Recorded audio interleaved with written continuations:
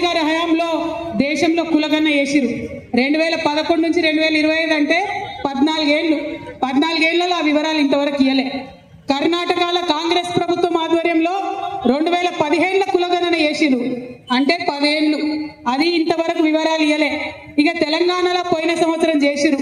పోనీ ఈ వివరాలన్నా ఇస్తారేమో అంటే మళ్ళీ ఇవి కూడా తీసుకుపోయి ఇండిపెండెంట్ సంఘానికి ఇస్తారట. అందులో ఆర్టిఫిషియల్ ఇంటెలిజెన్స్ యూజ్ చేస్తారట, దాంతోనే అనాలిసిస్ చేస్తారట. ఆర్టిఫిషియల్ ఇంటెలిజెన్స్ తోని చాలా ప్రమాదం ఉందని హెచ్సియులో మనమేమో చేసినామని నిన్ననే మళ్ళా సీఎం గారు చెప్పింది. నాకైతే ఏమనిపిస్తుందంటే, ఇగో ఇది చూస్తుంటే ఆర్టిఫిషియల్ ఇంటెలిజెన్స్ అంటే ఏఐ అంటే ఆర్టిఫిషియల్ ఇంటెలిజెన్స్ కాదు. ఏఐ అంటే అనుమూల ఇంటెలిజెన్స్. ఏఐ అంటే అనుమూల ఇంటెలిజెన్స్. ఈ అనుమూల ఇంటెలిజెన్స్ వాడి మా కులగణను తప్పుతో పట్టించి బీసీ కులాలకు అన్యాయం చేసే ప్రయత్నం జరుగుతుంది తప్పితే ఇంకోటి కాదు. కాబట్టి ఈ అనుమూల ఇంటెలిజెన్స్ మొత్తం రాష్ట్రంలో విధ్వంసం సృష్టిస్తున్నది. అనుమూల ఇంటెలిజెన్స్ పక్కకు జరిగితే తప్ప రాష్ట్రం బాగుపడే పరిస్థితి కనబడతలేదు. అది కులగణన కావచ్చు, హెచ్సియు కావచ్చు, ఇంకోటి కావచ్చు. కాబట్టి ఇవాళ మనందరం కూడా ఈ వేదిక ద్వారా కోరేది ఒకటే, డిమాండ్ చేసేది ఒకటే.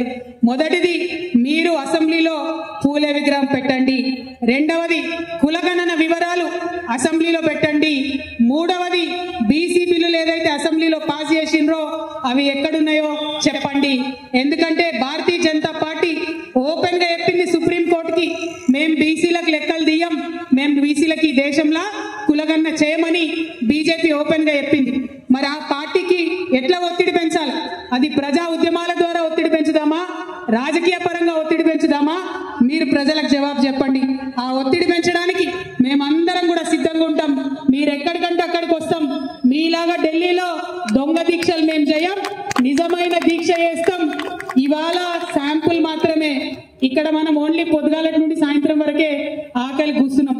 ఈ బీసీ బిల్లు పాస్ అవ్వాలంటే అవసరమంటే ఢిల్లీకి పోయి నిరవధికంగా నిరాహార దీక్ష కూర్చుందామని చెప్పి ఈ సందర్భంగా నేను తెలియజేస్తూ, మరి ఆనాడు మహిళా బిల్లుకు ఎట్లయితే మనం చేసినామో అట్లనే మనం బీసీ బిల్లు కోసం కూడా చేయాల్సినటువంటి అవసరం ఉంది.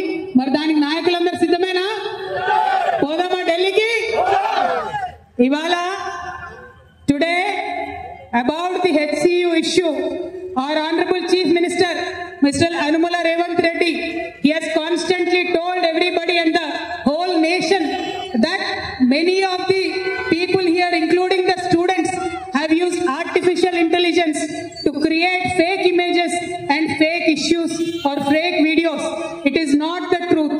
We are saying it openly today on this public dais that it is not artificial intelligence which is hurting our state today. It is not artificial intelligence which is cheating the BCs today. It is not the artificial intelligence which is cheating the HCU students today. But it is Anumula intelligence. It is Mr. Revanth Reddy's intelligence that is cheating the public of Telangana today.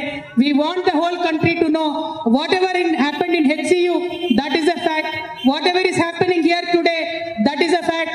Rahul Gandhi ji talks about OBC empowerment, but today the OBC census that are done in Telangana are not true, and they're suppressing the demands of the OBC. So we are demanding OBC bill that was passed in the assembly should be immediately taken to Delhi.